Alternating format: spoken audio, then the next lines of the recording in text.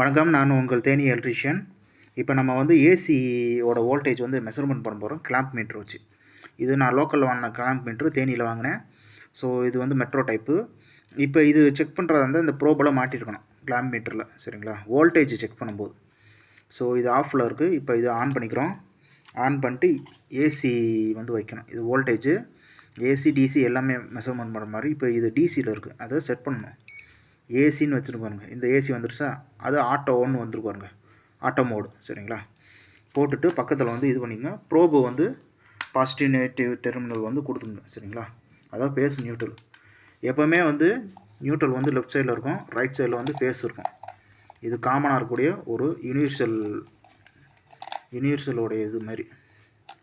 So நான் ப்ரோபை connect பண்ணிக்கிறேன்.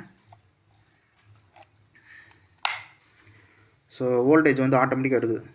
224 வோல்டேஜ் வந்து வீட்டுக்கு வந்துட்டுருக்கு, சிங்கிள் பேஸ் கரண்ட்டு, சரிங்களா? ஸோ இப்படி தான் வந்து இது வந்து மெஷர்மெண்ட் பண்ணணும். இது எப்போவுமே வந்து நல்லது.